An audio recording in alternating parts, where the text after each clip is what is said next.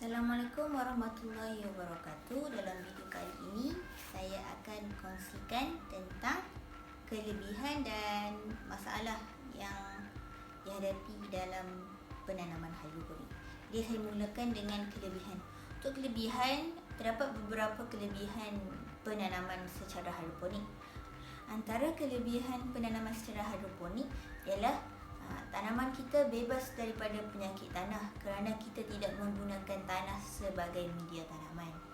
Jadi kita takkan ada masalah serangga daripada tanah ataupun binatang-binatang lain daripada tanah yang akan mengganggu tumbuhan kita yang kita tanam.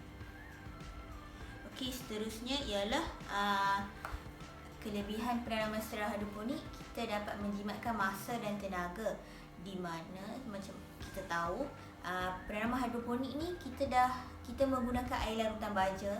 Jadi pokok ni dah dapat nutrien yang cukup melalui air larutan baja ni.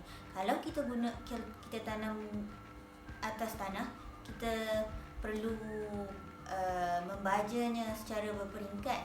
Tapi bila kita tanam secara hidroponik, kita dah tak perlu membajanya.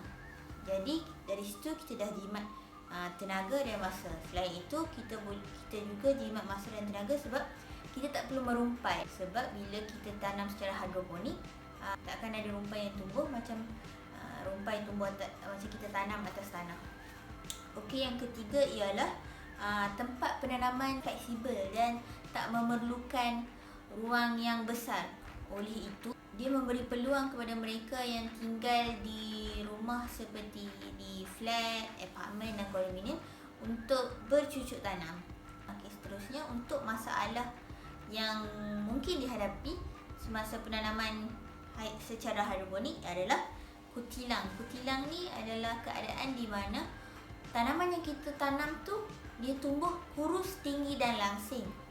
Kenapa? Macam mana pokok ni boleh jadi kutilang? Sebab pokok ni sebenarnya dia kekurangan cahaya matahari. Okey, apabila tumbuhan ni tak dapat cahaya matahari, dia akan menyebabkan hormon auksin akan menjadi aktif. Hormon ni lah yang akan ambil alih pertumbuhan dan menyebabkan tanaman ni jadi kurus, tinggi dan langsing. Oleh itu, macam mana kita nak selesaikan masalah kutilang ni?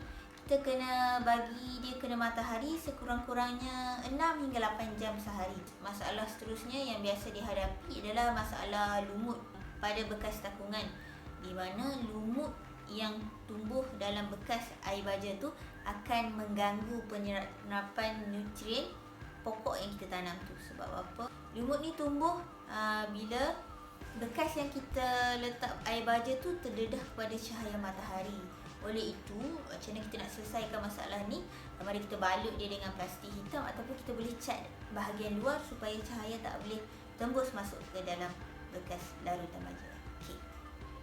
Semoga bermanfaat. Selamat mencuba kaedah hidroponik di rumah. Terima kasih.